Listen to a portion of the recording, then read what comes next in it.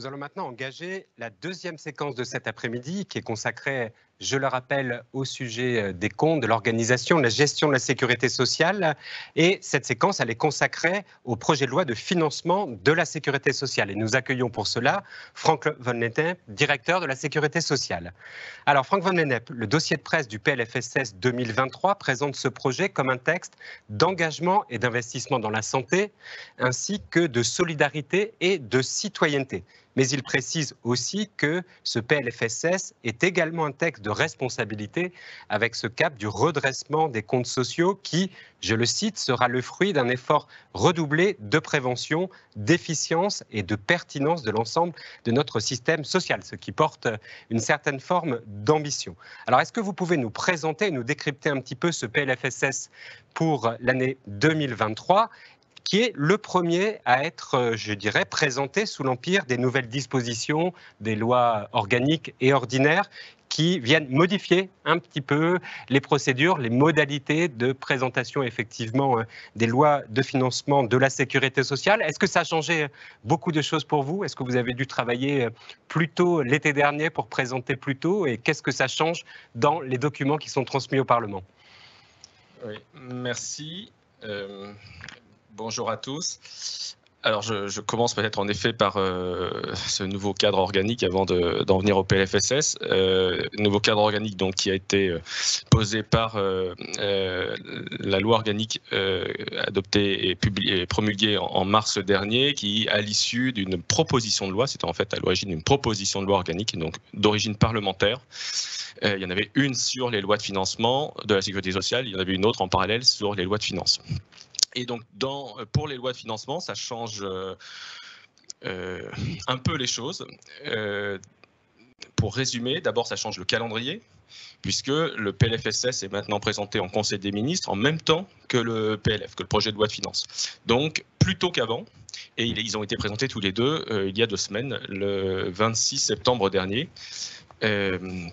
Donc plus tôt qu'avant. Donc en effet, pour nous, il fallait être plus prêt plus tôt en septembre, d'autant que le gouvernement doit saisir le Haut Conseil des finances publiques en amont des textes financiers, donc encore une dizaine de jours avant le passage en Conseil des ministres, afin que le HCFP puisse se prononcer sur les hypothèses sous-jacentes à la construction des textes financiers.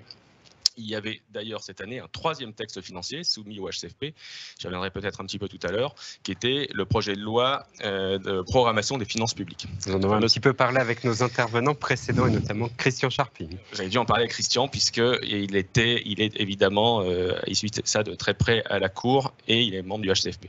Et donc voilà, il fallait qu'on soit prêt plus tôt pour ce Conseil des ministres du 26 septembre. Ce que ça a changé aussi le calendrier des saisines des caisses de sécurité sociale, puisqu'auparavant, les caisses de sécurité sociale étaient saisies de l'avant-projet de texte en amont du Conseil des ministres. Donc en fait, elles étaient saisies fin septembre et le Conseil des ministres était plus tardif début octobre.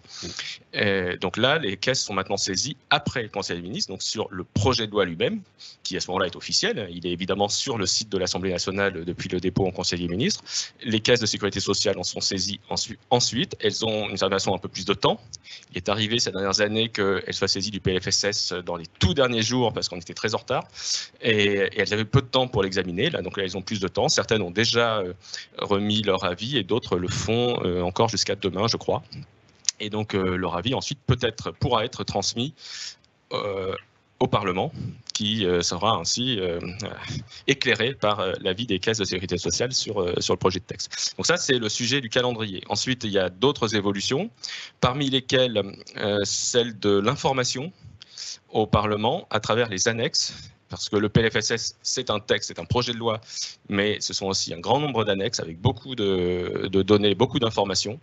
Et pour ceux qui s'intéressent de près à la sécurité sociale, c'est vraiment une mine d'informations. Et donc, il y a une réorganisation des annexes et des annexes nouvelles, par exemple sur l'hôpital ou sur les régimes complémentaires ou l'UNEDIC. Donc, voilà, ça c'est le PLFSS de septembre. Mais ce que fait la loi organique, c'est qu'elle scinde aussi le PLFSS, puisqu'il jusqu'ici le PLFSS examiné avait au début une ratification des comptes de l'année précédente. Donc maintenant, il y aura une loi d'approbation des comptes la LAX qui devra être déposée avant le 1er juin. Et donc, la première LAX sera l'année prochaine, avant le 1er juin 2023, et portera sur les comptes 2022 et s'inscrira dans un continuum de certification des comptes de sécurité sociale à mi-mars, puis ensuite le travail avec la Cour des comptes, qui est ensuite, présentation des comptes en mars, certification par la Cour vers le mois de mai. Et donc là, il faudra qu'on fasse tous un peu plus vite pour que tout ça soit fini avant la présentation de la LAX. Et cette présentation, le débat autour de cette loi d'approbation des comptes au Parlement pourra être aussi un temps où on ne discutera pas forcément tellement des chiffres, mais un peu plus globalement d'évaluation. Dans le cadre du printemps de l'évaluation. Voilà, ça peut d'une façon se donner plus de visibilité au printemps de l'évaluation, et donc un retour sur certaines politiques de sécurité sociale, sur certains articles récents ou certaines dispositions récentes. Et on verra l'année prochaine comment ça se passera, mais ce sera évidemment pour nous une nouveauté, donc évidemment un projet de loi de plus dans l'année. Voilà, bon, après il y a encore d'autres petites nouveautés, mais voilà pour l'essentiel. Et donc si j'en arrive maintenant à ce PLFSS, donc le premier PLFSS de ces nouvelles dispositions organiques, est-ce qu'on était en avance pour respecter ces nouveaux calendriers? Pas tout à fait, parce qu'on a quand même évolué dans un contexte un petit peu particulier avec des élections et des élections législatives assez tardives en juin, et des ministres et leurs cabinets qui sont arrivés. Vous savez qu'il y a même eu des changements de ministres dans notre secteur après les élections législatives, donc des équipes qui se sont constituées assez tard en juillet. Donc en réalité, le temps de travail effectif qu'on a pu avoir avec nos cabinets a été très resserré entre une certaine façon mi-juillet et mi-septembre. Donc ça a été très très très intense. Alors ce PLFSS, peut-être avant d'essayer de dire, puis j'essaierai de ne pas être trop détaillé pour laisser le temps aux questions, mais avant de dire ce qu'il y a dedans, on peut commencer par dire ce qu'il n'y a pas dedans. Évidemment, ça, vous le savez tous, il n'y a pas les retraites. Mais comme vous le savez, il y a quand même eu des débats pour savoir si à la fin, il y aurait quand même une réforme des retraites dans ce PLFSS. Donc l'arbitrage, alors on a lu dans la presse tous les détails sur la réunion qui a eu lieu à l'Élysée où l'arbitrage a été rendu. Donc l'arbitrage, c'est qu'il y aura un projet de loi en début d'année, donc en janvier, qui reprendra les grandes thématiques présentées par le gouvernement, mais dont celle de travailler plus longtemps. Et ce sera un projet de loi de financement de la sécurité sociale ou très ordinaire projet de loi? On ne sait pas encore. On ne sait pas encore, mais l'objectif qui a été annoncé par la Première ministre, très clairement, c'est un projet de loi qui sera promulgué d'ici la fin de l'hiver, ce qui nous mène avant fin mars, et qui entrera toujours en vigueur, ça c'est ce que le président de la République a dit à plusieurs reprises, à l'été. Donc un texte qui doit être promulgué avant fin mars, ça laisse 3 mois, il faudra être rapide dans tous les cas.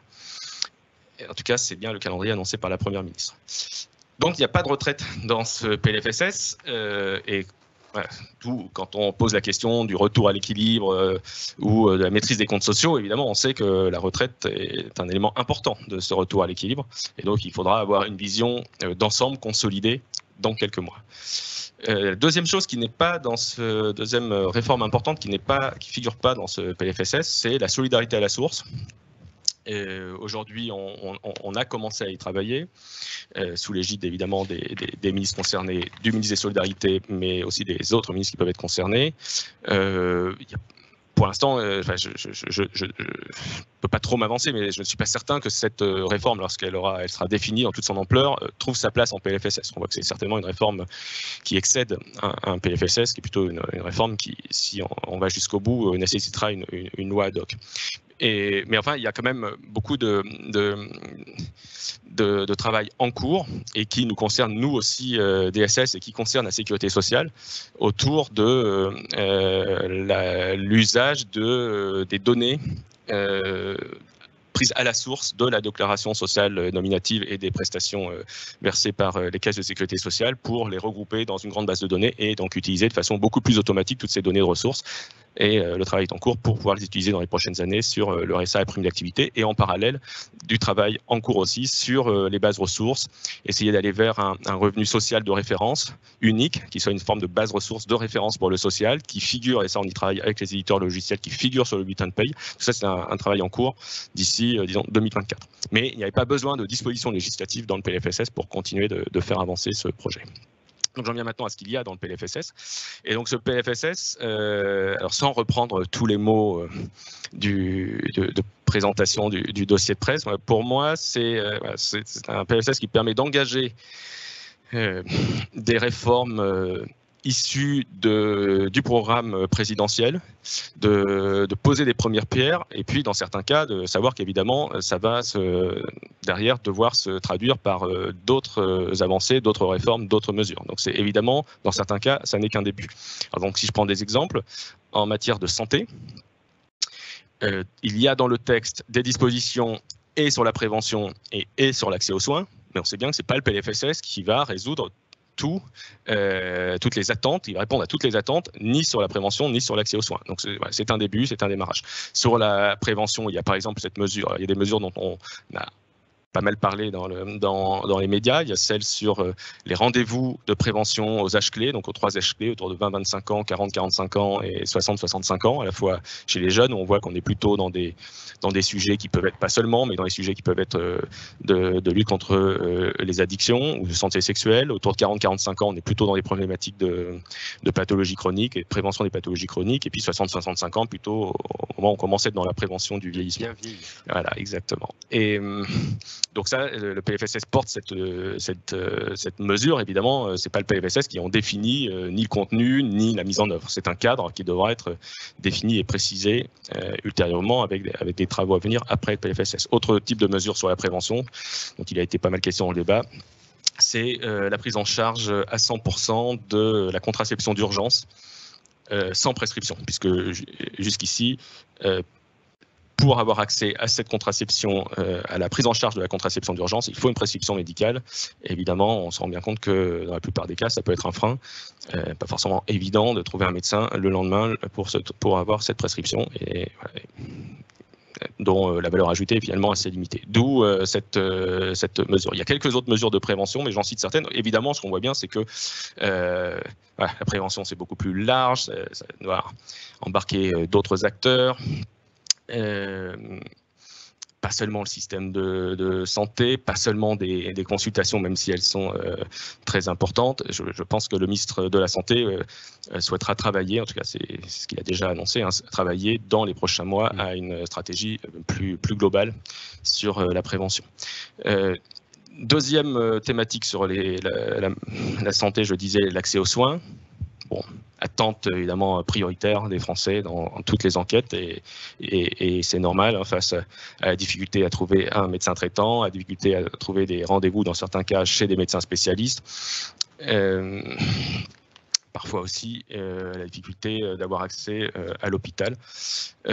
Cet accès aux soins, il va certainement faire l'objet de beaucoup de propositions à l'issue du CNR Santé, ce Conseil national de la refondation santé qui a été lancé par le ministre de la Santé lundi dernier au Mans.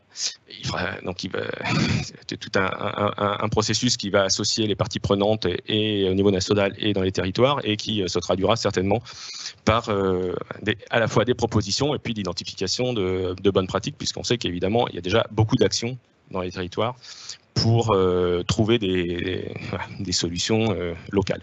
Donc c'est la boîte à outils la boîte à outils, comme dit François Braun, c'est la boîte à outils qu'il faut continuer de compléter.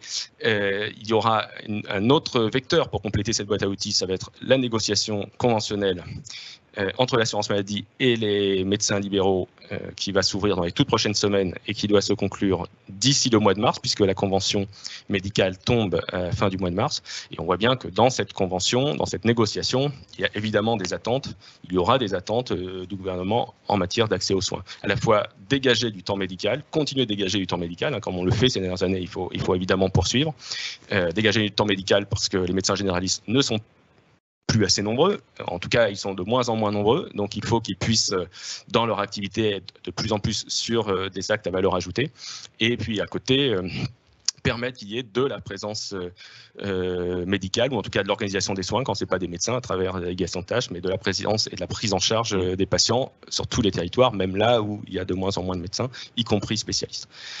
Voilà, donc des enjeux évidemment importants de cette négociation conventionnelle. Et puis, donc, dans le PLFSS, il y a certaines mesures dont, alors je ne vais pas les citer toutes, il y en a certaines qui sont un peu plus techniques, mais dont des mesures dont on parle aussi pas mal dans les médias, celle sur la 4e année d'études des médecins généralistes, alors qui n'est pas d'abord et prioritairement une mesure d'accès aux soins. L'objectif n'est pas d'abord de dire qu'il va y avoir des médecins généralistes en 4e année d'études dans les déserts médicaux. L'objectif, c'est d'abord de les former, qu'ils aient de la formation pendant 1 an de plus, comme en internat, comme les spécialistes. Mais ça permet aussi, et je crois sans obligation ou sans contrainte, qu'ils puissent effectuer leur stage pour certains d'entre eux en tout cas, dans des zones sous-denses, alors évidemment encadrées, dans des maisons de santé par exemple.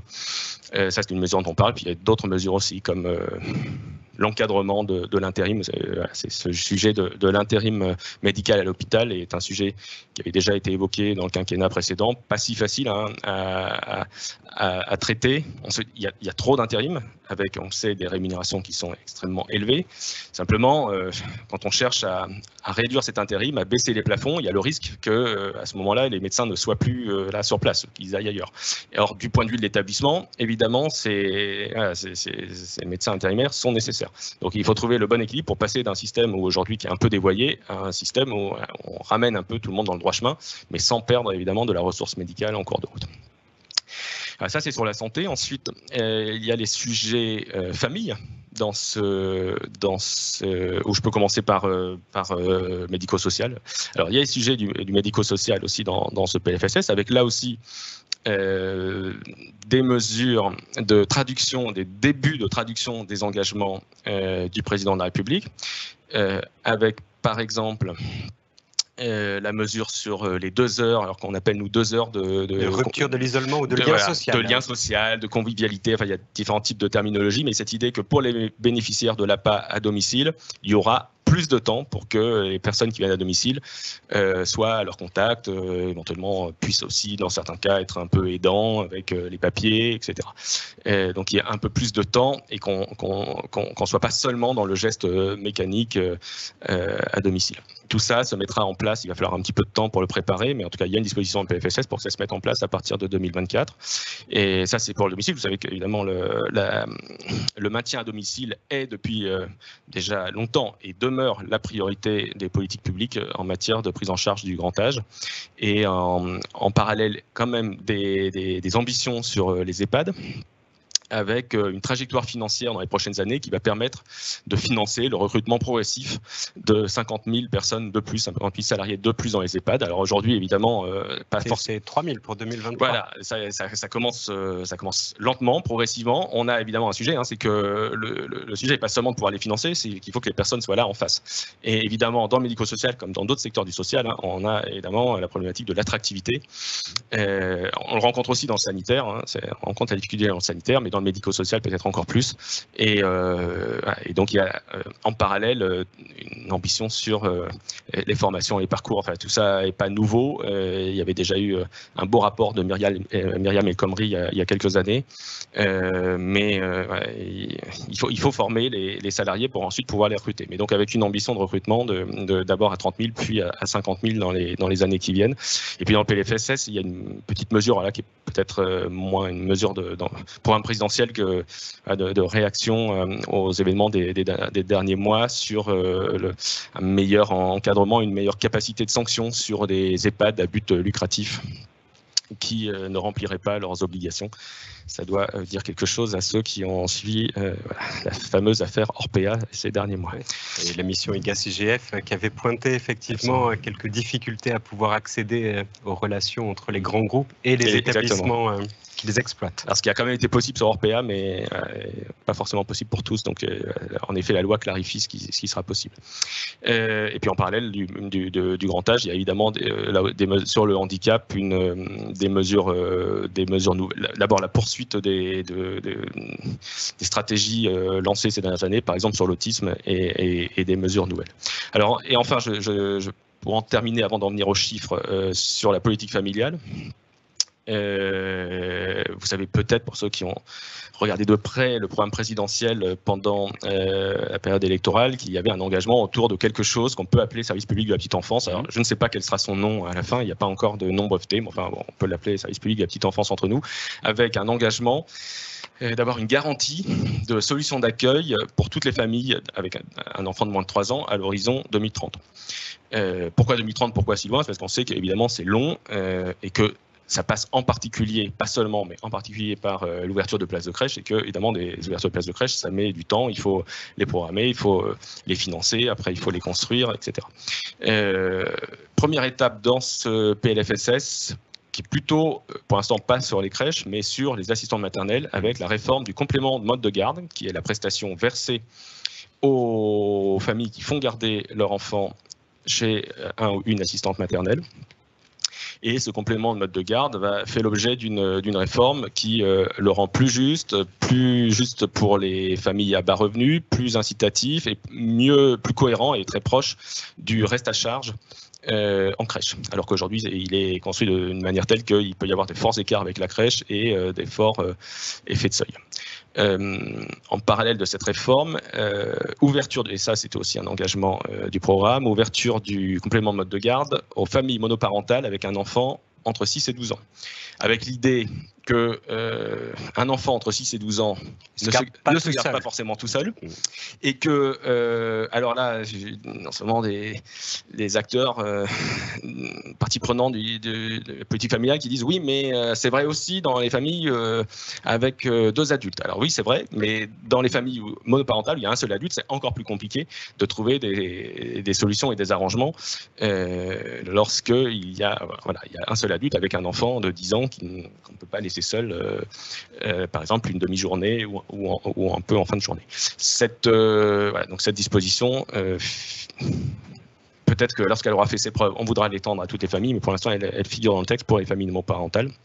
C'est un peu la poursuite de la politique de ces dernières années en faveur des familles monoparentales, puisqu'en parallèle, on continue de poursuivre et d'étendre l'intermédiation des pensions alimentaires, qui avait été votée il y a quelques années en PLFSS, et qui a vocation à généraliser en réalité l'intermédiation des pensions alimentaires par les CAF, par la fameuse ARIPA, donc par les CAF, entre le parent créancier et le parent débiteur, parent créancier versant la pension à la CAF, qui ensuite la verse aux parents débiteurs, aux parents créanciers.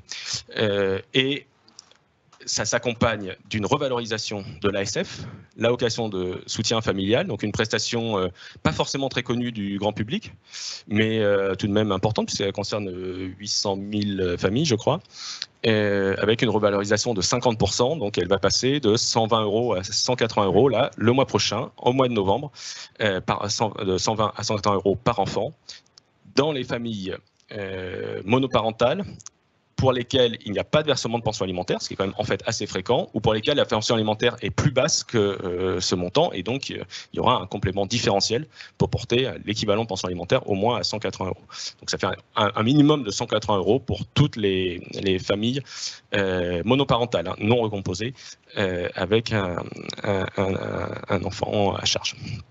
Voilà, donc à la fois première brique du service public de la petite enfance, et puis on poursuit sur les familles monoparentales. Et on voit donc ce qui va venir derrière, évidemment, c'est au-delà de ça, c'est la trajectoire de ce que sera le service public de la petite enfance, combien de places, où, avec quel levier, jusqu'où va-t-on dans la discussion avec les collectivités locales, puisque avec le rôle important, évidemment, des maires aujourd'hui. Voilà, donc évidemment, il y a beaucoup de scénarios possibles sur la table. Il y a un sujet de gouvernance, il y a un énorme différents modèles, le modèle allemand, par exemple, et le plan rattrapage. Il y a des gros sujets de gouvernance, c'est-à-dire qui porte cette responsabilité d'offrir cette garantie à l'horizon 2030 aux enfants, qui porte cette responsabilité, que se passe-t-il lorsque la promesse n'est pas tenue, et puis avec quel financement, et qui finance et comment. Donc beaucoup de sujets de gouvernance entre les collectivités territoriales, les communes, les intercos, peut-être aussi les conseils départementaux, les CAF, l'État. Puis on verra peut-être encore d'autres acteurs. Je pense que la concertation s'engagera dans les prochaines semaines, les prochains mois. Pour nous, à DSS, évidemment, il y a une priorité qui est liée à la convention d'objectifs et de gestion de la CNAF, qui devra être, comme les autres conventions d'objectifs et de gestion du régime général, signée au premier semestre 2023. et qui va donc définir une trajectoire jusqu'à 2027 pour le FNAS, le Fonds national d'action sociale, qui est le fonds qui est le réceptacle des moyens financiers de la branche famille pour financer notamment l'accueil du jeune enfant. Pas seulement, il y a d'autres volets, mais notamment l'accueil du jeune enfant. Ouais, donc on a quand même une ambition dans les prochains mois. Ce n'est pas une ambition pour le PLFSS, ça venait trop vite, hein, mais pour dans les prochains mois, de définir notre trajectoire pour le financement de l'accueil du jeune enfant, mais qui devra être congruent avec tous les débats sur la gouvernance de l'accueil. Alors voilà pour les grandes mesures, et puis ensuite peut-être quelques éléments sur... je n'ai pas été exhaustif, hein, il n'y a pas tout cité, mais enfin, s'il y a des questions, j'y répondrai. Et puis quelques éléments sur les chiffres du PLFSS.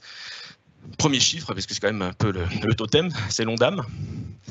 Donc, un objectif national de dépenses d'assurance maladie à 3,7% en 2023, hors crise. Alors, parce qu'on a pris l'habitude depuis 2 ans de raisonner avec un ONDAM hors crise, donc hors dépenses Covid. Puisque dans les dépenses Covid, il y a eu encore plus de 10 milliards de dépenses Covid cette année en 2022. Il y en avait encore plus en 2020-2021. Évidemment, notre objectif, c'est que ça diminue. Mais si on compte l'ONDAM au total, y compris dépenses Covid, notre objectif, en fait, c'est d'avoir un ONDAM qui diminue l'année prochaine. Mais c'est évidemment pas le... C'est un delta entre des années très fortes et une année de... Y compris parce qu'on dépense beaucoup de tests, beaucoup de vaccins, beaucoup d'indemnités journalières, etc. Mais évidemment, c'est pas le signal qu'on veut donner au secteur de la santé. Si on a un ONDAM qui baisse, c'est pas parce qu'on veut baisser les dépenses de santé, c'est parce qu'il y aurait eu plus de dépenses Covid en 22 qu'en 23. Donc, hors dépenses Covid, un ONDAM à 3,7, inférieur à l'ONDAM hors Covid de 2021 et 2022, mais parce que il s'est passé pas mal de choses, notamment 2020-2021, il y a eu le Ségur de la santé, encore en 22 d'ailleurs, il y en avait encore un peu, là il y en a encore un tout petit peu en plus en 23, mais maintenant c'est un peu les queues de comète, mais entre 20 et 22, la montée en charge des plus de 10 milliards de dépenses pour de dépenses nouvelles et pérennes pour le Ségur de la santé qui sont maintenant dans l'ONDAM. Les 500 € des médecins, les 183 les 183 € par exemple de tous les agents, au-delà même des paramédicaux, de tous les agents à l'hôpital en effet, à l'hôpital public mais aussi, alors c'était 160 mais dans le privé, voilà, donc et plus après dans le médico-social et puis ça s'est petit à petit étendu. Donc en effet tout ça est maintenant dans l'ONDAM en base, hein, et peut expliquer qu'on a eu des bosses encore cette année à 5% d'ONDAM hors Covid. Effet supplémentaire, l'inflation. Cette année, il y a eu au 1er juillet une revalorisation du point de la fonction publique. C'est vrai pour tous les fonctionnaires et c'est vrai évidemment aussi à l'hôpital. Et c'est vrai aussi à partir du mois d'octobre à l'UCANS, à la sécurité sociale. Et 3,5% qu'il faut financer à l'hôpital. Donc 6 mois en 22, 6 mois en 23, et qu'il faut donc bien mettre dans l'ONDAM. Donc ça explique aussi une remontée de l'ONDAM. Et puis enfin, l'inflation, c'est pas seulement le point, c'est aussi les achats de médicaments à l'hôpital, par exemple, de prestations, etc., et qui se traduisent par des coûts en hausse à l'hôpital et qui donc sont pris en compte à travers des revalorisations spécifiques des dotations à l'hôpital en 2022 et en 2023. Donc ce 3,7, parce qu'il y a un débat en fait, ce 3,7, est-ce que c'est beaucoup par rapport à avant, puisqu'avant la crise, on était plutôt sur des ONDAM à 2,3, 2,4, ou est-ce que c'est insuffisant? Et on a des acteurs aujourd'hui du système de santé qui s'expriment en disant ça reste insuffisant. Bon, nous, ce qu'on dit en tout cas, c'est qu'on a essayé de calculer de façon assez juste les effets qu'on est capable aujourd'hui de mesurer du point et de l'inflation sur le système de santé. Il y a cet ONDAM, il permet de financer des mesures nouvelles, je le disais tout à l'heure, dans le médico-social par exemple, certaines mesures nouvelles aussi dans le domaine de la santé, mais c'est quand même un ONDAM qui continue d'être régulé, dans lequel il y a par exemple des mesures d'économie. Donc il n'y a pas de mesures d'économie sur l'hôpital. Vous savez qu'avant la crise, il y avait régulièrement chaque année des mesures d'économie à l'hôpital. Il n'y en a pas, ça ne veut pas dire qu'il ne peut pas y avoir de mesures d'économie à l'hôpital, mais ces mesures, elles restent à l'hôpital, elles restent dans les comptes des hôpitaux, elles ne sont pas remontées à l'assurance maladie. Généralement, on disait que c'était sur les achats hospitaliers. Oui. L'optimisation des achats hospitaliers. Programme phare. C'est toujours l'exemple qui était donné, mais évidemment, il y a d'autres. Il n'y a pas que celui-là. Enfin, c'est toute la performance interne d'une organisation à l'hôpital comme ailleurs. Il peut toujours y avoir heureusement, des améliorations, la prise en compte du numérique, les améliorations de l'organisation, les investissements immobiliers et pas que immobiliers qui peuvent permettre d'améliorer la performance, etc.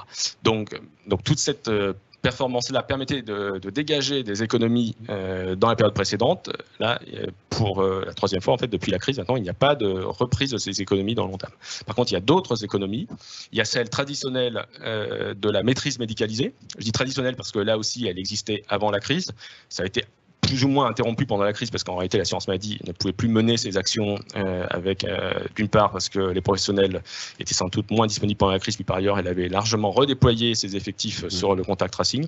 Et là, petit à petit, l'assurance maladie reprend ses actions de maîtrise médicalisée. Et puis au-delà de la maîtrise médicalisée, il y a d'autres économies sur les soins de ville dans ce PLFSS. Il y a des économies sur les biologistes. Pour reprendre une partie des chiffres d'affaires sur le Covid. Il y a deux arguments. Il y a le fait que les biologistes ont évidemment été très utiles dans la crise Covid pour maîtriser, réaliser des millions de tests, mais que tout ça, évidemment, leur a permis de réaliser beaucoup de chiffres d'affaires, en effet. Et puis, par ailleurs, le rapport charge et produits de l'assurance maladie, présenté en juillet dernier, montrait que la rentabilité des biologistes avant la crise était déjà élevée. C'est un secteur très élevé avec une rentabilité au-delà de 20%, par exemple beaucoup plus élevée que des cliniques privées.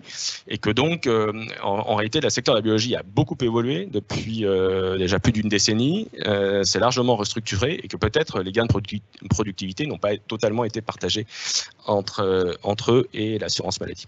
Donc il y a cette mesure sur les biologistes. Bon, évidemment, toutes ces mesures d'économie font réagir dans le débat.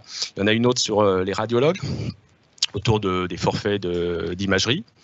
Et il y en a une, si j'en oublie pas, et il y en a une sur les complémentaires, avec une mesure de transfert entre l'assurance maladie obligatoire et l'assurance et les organismes complémentaires, qui n'est pour l'instant pas défini, pas déterminé, et qui le sera dans les prochaines semaines, à l'issue d'un travail, d'une concertation entre État, assurance maladie obligatoire et organismes complémentaires.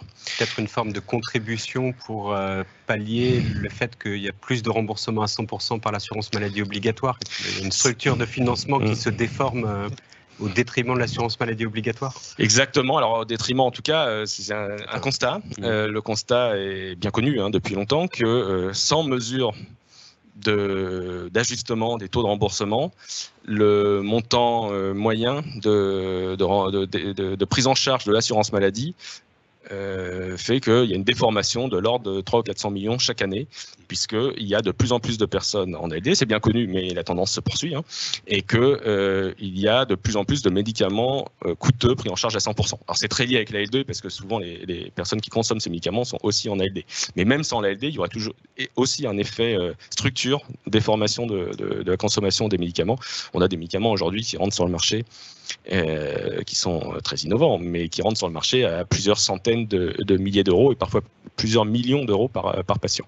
Et donc cette déformation de la part de financement par l'assurance maladie et par les complémentaires pourrait donner lieu en effet à une discussion avec les complémentaires pour trouver sur quel levier on peut agir pour la redresser en partie, puisque le quantum annoncé au moment de la présentation du PLFSS est 150 millions, donc c'est moins que les 300 ou 400 millions que j'annonçais. Donc ça, de toute façon, même ces 150 millions n'empêcheront pas le taux moyen de prise en charge de l'assurance maladie obligatoire de continuer d'augmenter dans les prochaines années.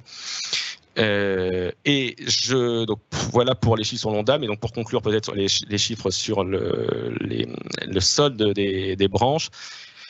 Donc je reprends mes chiffres. En 2022, le chiffre du PLFSS est autour de 18 milliards d'euros. C'est un chiffre qui ne peut être qu'un chiffre provisoire dans cette phase de grosse incertitude sur les dépenses Covid d'un côté, sur les recettes et la croissance de l'autre. Donc probablement, les chiffres définitifs dans 6 mois seront un peu différents. Il y aura peut-être même plus ou moins de dépenses Covid que ce qu'on a prévu. Ça, au moment où on se parle, en fait, on ne sait pas ce que va donner la vague en cours, par exemple. Mais enfin bon, globalement, autour de 18 milliards d'euros. Donc ça, rendez-vous avec la LAX Rendez-vous avec la LAX pour avoir les chiffres 2022, exactement. Mais ces 18 milliards, je rappelle quand même qu'on était monté en 2020 à 40 milliards de déficit. on est redescendu en 2021 à 24. Et il y avait évidemment en 2020 un effet très important sur les dépenses de l'Ondam, mais aussi un effet sur les recettes, puisqu'on a cessé de prélever des cotisations pendant un temps en 2020 à la suite du confinement. Et donc en 2022, on redescend autour de 18, je le disais, et en 2023, une prévision autour de moins 7 milliards de déficit, qui s'explique par plusieurs raisons, à la fois une croissance qui reste, des recettes qui restent très dynamiques, une partie des dépenses indexées sur l'inflation, mais une autre partie qui est un peu avec retard en fait. Et les prestations ne sont pas toujours indexées au mois le mois sur l'inflation, donc il peut y avoir un retard. Donc dans la durée, l'effet inflation, il se retrouve évidemment dans les prestations, mais parfois un peu avec retard. Et puis sur côté assurance maladie, je le disais tout à l'heure, un Ondam qui, même si on a essayé de le calculer justement, est un Ondam qui, y compris qui comporte des mesures d'économie et qui n'est pas un Ondam non maîtrisé. Et donc, et puis il y a quand même, en sous-jacent dans notre hypothèse, puisque là tout à l'heure je disais l'Ondam, on raisonne hors crise. Là, quand on regarde les comptes, évidemment, on inclut les données de dépenses liées à la crise. Donc, on a fait une hypothèse pour 2023 de dépenses Covid dans l'Ondam de 1 milliard seulement. Alors, au Conseil des finances publiques a estimé que c'était peut-être faible. En tout cas, l'hypothèse qu'on a faite, c'était qu'il y aurait encore une campagne de vaccination pour les personnes fragiles l'année prochaine, mais que petit à petit, tout l'impact sur les tests, sur les indemnités journalières, etc., allait décroître au premier semestre et s'éteindre. Évidemment, on n'en sait rien, et évidemment, on dépensera peut-être plus que ça l'année prochaine. Donc, une partie de la réduction du déficit de l'assurance maladie est liée à cette hypothèse, pour l'instant, assez optimiste sur les dépenses l'année prochaine. Et au-delà du solde global, des régimes obligatoires de base, quand on regarde les soldes par branche, on a un solde de l'assurance maladie qui diminue fortement, mais en lien avec ce que je viens de dire là, à la fois le taux d'Ondam maîtrisé, peu de dépenses Covid en prévision, qui nous fait passer de 20 milliards en 2022 à 6 milliards en 2023. Bon, encore une fois, c'est vraiment une prévision à ce jour. S'ignorait nulle part de mon sang que ce sera le chiffre d'atterrissage. Mais je note quand même que dans ces 6 milliards, il y a une mesure de transfert de dépenses de la branche famille vers la branche maladie, 2 milliards, au titre des indemnités journalières maternité. Alors pas toutes, puisque les indemnités journalières maternité, c'est pas loin de 3 milliards et demi, mais celles qui correspondent aux indemnités journalières postnatales. Et donc on a fait le calcul, on a regardé ce que ça faisait, ça fait 60%. C'est assez cohérent avec le 10 semaines avant sur 16. Et donc, c'est 60% qui font 2 milliards et qui sont donc pris en charge par la branche famille l'année prochaine et qui s'inscrivent dans une mise en commun des trajectoires, d'une certaine façon, des différentes branches, avec une branche maladie qui reste déficitaire. Je disais encore 6 milliards qui peut être un chiffre un peu optimiste au vu de notre manière de construire les dépenses Covid, et une branche famille qui, malgré ce transfert, reste excédentaire dans les prochaines années. On a quelques questions sur ce sujet. Vous les poserez. Alors, je répondrai aux questions, je ne vais pas plus loin là-dessus. Et enfin, sur les branches, une branche AT-MP qui, elle aussi, reste excédentaire, autour de 2, puis progressivement, à horizon 2026, 3 milliards. Et une branche vieillesse qui, elle, est quasiment à l'équilibre en 2021, se dégrade un peu en 22-23 et qui ensuite va se dégrader très fortement à partir de 2024. Et dans la trajectoire, donc dans le PLFSS, il y a une annexe qui s'appelle l'annexe B qui présente la trajectoire pluriannuelle, donc à 4 ans. Donc là, elle couvre 2023, 2024, 2025, 2026. Et on voit une trajectoire retraite qui se dégrade fortement d'ici 2026. Et c'est largement lié aux hypothèses macroéconomiques actuelles que nous remet la Direction générale du Trésor, dans lesquelles les revalorisations fortes d'anticipation d'inflation sur les prochaines années, en fait, sont plus élevées que les revalorisations de masse salariale. On a toujours une masse salariale qui va plus vite que l'inflation, évidemment, on a toujours des gains de productivité, mais globalement, on a quand même un peu comprimé cette masse salariale au regard de l'inflation. Et donc, quand l'inflation va plus vite que la masse salariale, ça dégrade évidemment le compte de la Sécu et en particulier de la branche vieillesse. Donc on a On avait déjà une trajectoire dégradée, on le voit dans les présentations du Conseil d'orientation des retraites ces projections qui ont été remises en septembre. Et nous, dans le PLFSS, on a même une trajectoire qui est plutôt plus dégradée que celle du corps. Le corps avait fait ses projections sur la base des hypothèses macroéconomiques de début juillet. Et nous, on les a faites sur la base des hypothèses macroéconomiques de début septembre. Et bien, en 2 mois, le Trésor a plutôt dégradé finalement l'environnement macroéconomique et l'impact de l'inflation dans les prochaines années. Et donc cette trajectoire vieillesse, on voit bien qu'évidemment aujourd'hui, quand on est dans une logique d'essayer de se dire comment est-ce qu'on revient à l'équilibre à 10 ans, on a un enjeu central autour de la vieillesse. Oui, et cette trajectoire, c'est sans prendre en compte les impacts possibles d'une réforme qui serait portée dans une autre loi. Les chiffres qui sont portés dans les annexes, là, sont hors, à droit constant, hors effet de toute réforme. En fait, non. Et alors, dans la loi de programmation des finances publiques, dans le projet de loi de programmation des finances publiques, il y a une réforme des retraites sous-jacentes. Alors, dont on dit tous évidemment, c'est conventionnel, il y a un montant conventionnel, puisque cette réforme, non seulement elle n'est pas votée, mais elle n'est même pas présentée par le gouvernement. Donc on ne sait pas encore ce qu'elle sera. Mais il y a une trajectoire sous-jacente dans la LPFP que nous avons reprise dans l'annexe B du PLFSS. En le disant, dans le texte, on dit bien qu'il y a quelque chose qui correspond à l'augmentation de l'âge d'activité.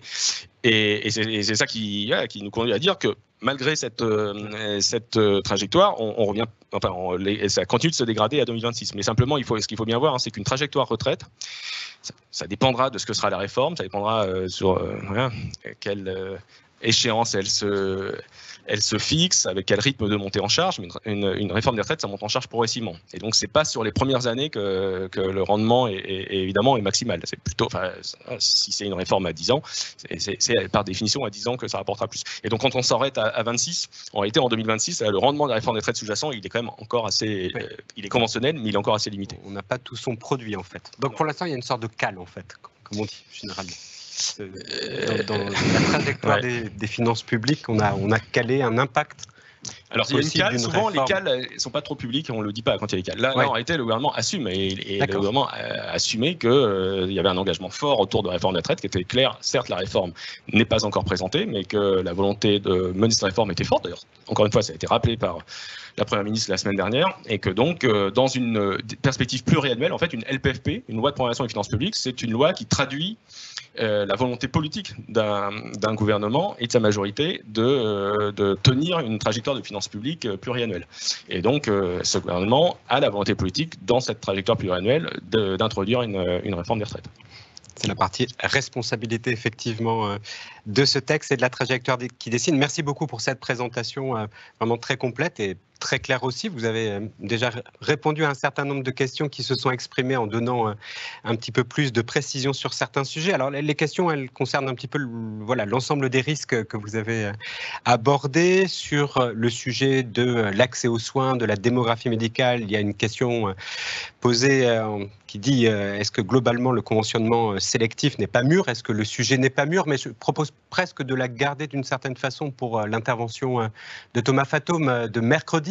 Nous avons mercredi un rendez-vous sur territoire et accès aux soins, donc permettra d'avoir ces éléments. Alors, c'est vrai que le gouvernement peut envoyer maintenant une lettre d'orientation au directeur général de l'UNCAM pour guider la négociation, le cas échéant. Donc, on verra si Thomas Fatome nous dévoile peut-être. Il n'a pas encore reçu. Il n'a pas encore reçu. Bon, mais ça ne va pas tarder. Mais ça ne va pas tarder. Une deuxième question sur les aspects de soutien à l'autonomie, notamment des personnes âgées, avec cette mesure, effectivement, 2 heures de lien social. La question est posée globalement de savoir s'il ne faut pas jouer sur le montant de l'APA, plutôt d'une certaine façon sur le tarif plancher qui avait été fixé à 22 €, parce qu'il y a toujours un risque de reste à charge. Si on ne fait pas bouger ce plafond, on sait que les prix ou les coûts de l'aide à domicile augmentent avec des trains de revalorisation très légitimes, mais qui peuvent se retrouver en reste à charge, le cas échéant, pour les bénéficiaires de l'APA. Alors, je pose un petit peu toutes les questions comme ça, vous pourrez choisir celles sur lesquelles vous souhaitez répondre. On a ce sujet de l'articulation COGE, convention d'objectifs et de gestion de la CNAF, avec ce que serait une gouvernance nouvelle du service public de la petite enfance. Et notamment, il y a des choses qui existent comme les schémas départementaux des services aux familles, les commissions au schéma. Il y avait même des bases qui permettaient d'expérimenter des gouvernances nouvelles où on créait une sorte de guichet unique avec une collectivité ou une CAF qui pouvait jouer ce rôle d'une certaine façon de promoteur du développement de l'offre d'accueil. Donc, comment tout ça va-t-il évoluer? Il y a des questions sur le handicap, en fait. Peut-être voilà, un peu plus de précision sur ce que contient ce PLFSS en termes de soutien, effectivement, aux personnes en situation de handicap.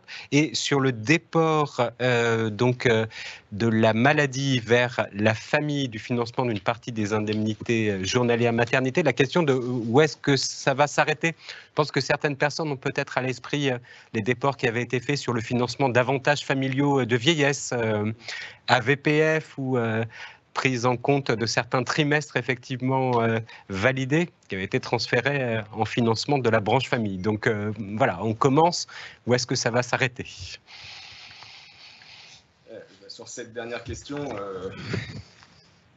de toute façon, personne n'est capable de dire où commencer, enfin, où s'arrêtent les choses. Enfin, je ne sais pas ce que sera le PLFSS et la Sécu dans 10 ans, dans 15 ans. Mais, mais même le congé paternité, on aurait pu presque se dire que ça aurait été presque plus logique en fait, de le faire financer par la branche famille que le congé maternité. Mais il est financé par la branche famille. Ah, et voilà, il est financé par la branche famille déjà. Alors c'est ça.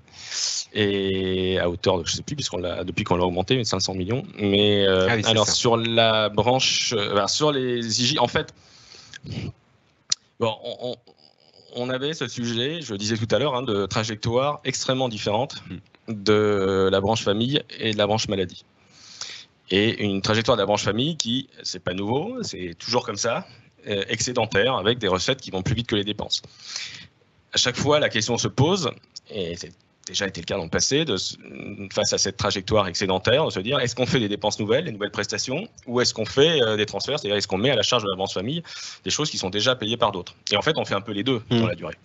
Et on a déjà fait un peu les deux dans le passé, et là, on fait les deux dans ce PLFSS. C'est-à-dire que dans ce PLFSS, il y a, je disais, le financement de l'ASF, donc l'allocation de soutien familial, c'est quand même 800 millions, le financement de la réforme du CMG, de l'extension aux 6-12 ans, donc c'est plusieurs centaines de millions d'euros. Et puis, il y a en sous-jacent une provision pour le futur COGE et pour le SPPE, le service public de la petite enfance. Donc, on a une trajectoire excédentaire là, mais en fait, on a mis, nous, une cale, une provision pour quand même financer de l'accueil du jeune enfant. Et donc il y a des mesures nouvelles qui représentent rapidement plus de 2 milliards d'euros. Et donc on marche sur les deux jambes. Il y a des mesures nouvelles de matière politique familiale. Il n'y a pas, peut-être que ça viendra à une autre époque parce qu'il y aura d'autres commandes, mais à ce jour, il n'y a pas de mesure d'économie sur la branche famille.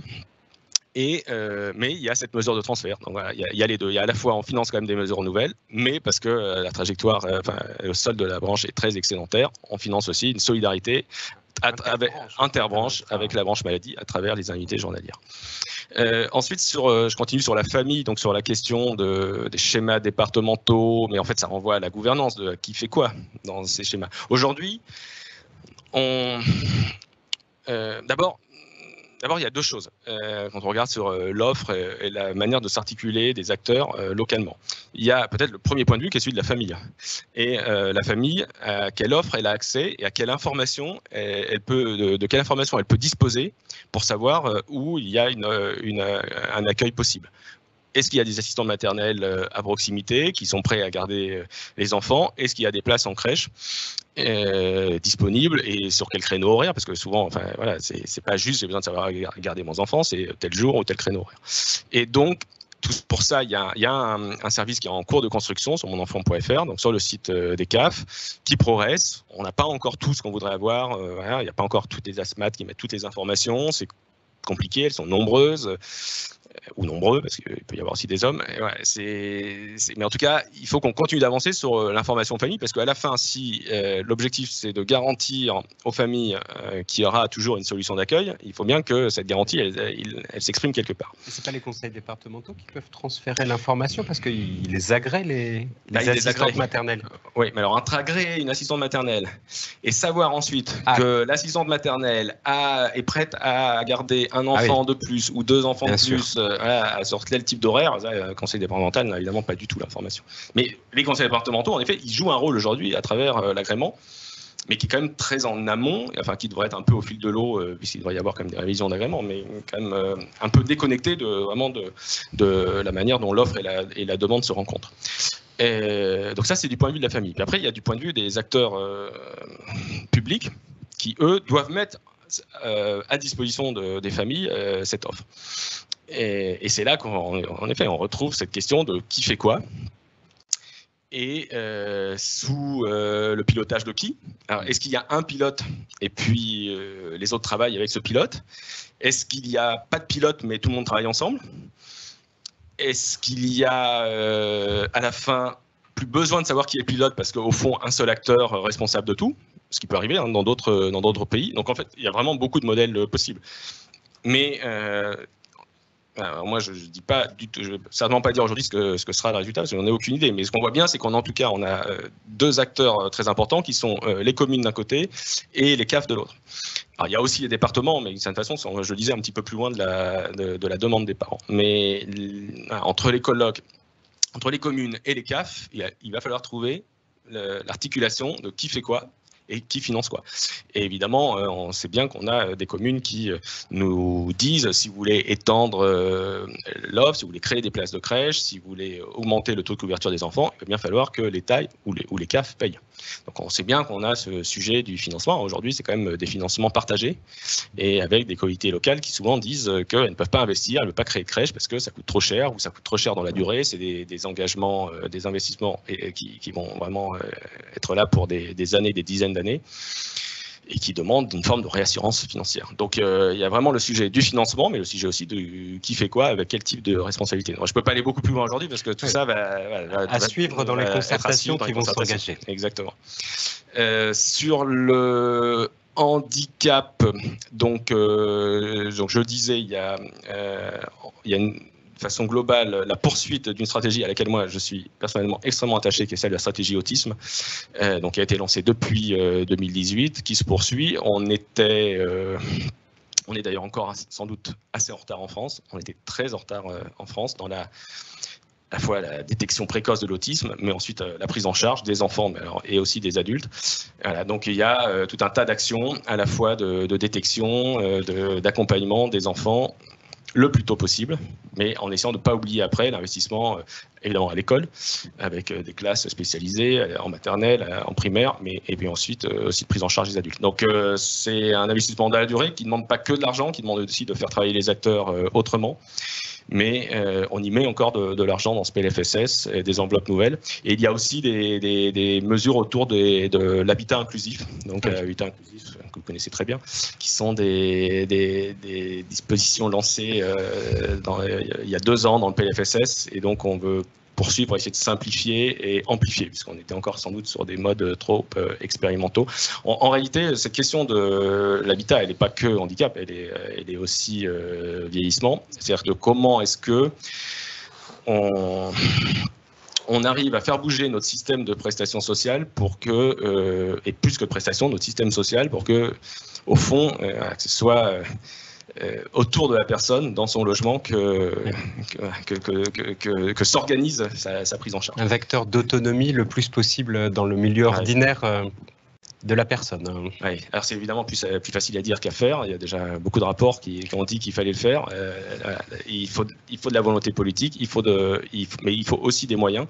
Il y a des moyens dans ce PLFSS, ça suffira pas certainement, il faut continuer. Et à côté, alors c'est pas, je reviens aussi sur le grand âge, c'est pas dans le PLFSS, mais il y a des enveloppes dans le PLF, donc dans le budget, sur ce qu'on appelle MaPrimeAdapt, qui est le financement d'adaptation du logement pour les personnes qui vieillissent chez elles. Et il y a aujourd'hui des financements un peu séparés. Il y en a côté État à l'ANA et il y en a côté Sécu à la CNAV. On va essayer de les regrouper, d'en améliorer le pilotage et surtout de les démultiplier, puisqu'il y a un engagement présidentiel autour, je ne sais plus de mémoire, mais je crois 500 000 logements adaptés. Et, voilà. Et dans l'idéal, il faut essayer évidemment de faire tout ça avant que les gens perdent leur autonomie, avant que ce soit trop tard.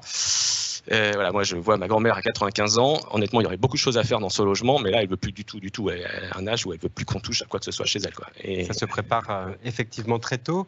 Et alors, puisqu'on était sur les sujets effectivement aussi communs avec les personnes âgées, en perte d'autonomie, sur les sujets APA et sur le niveau effectivement, voilà, tarif horaire de l'APA, il y a eu voilà, un renchérissement du coût de l'aide à domicile avec l'avenant 43 à la branche de l'aide à domicile, et puis il y a des sujets aussi d'inflation forte, de rattrapage possible salarial. Donc est-ce que derrière le tarif plafond APA ne devrait pas suivre un plancher, pardon, voilà, plancher. Alors il y a eu, je rappelle que quand même le plafond, c'est pour le plan d'aide.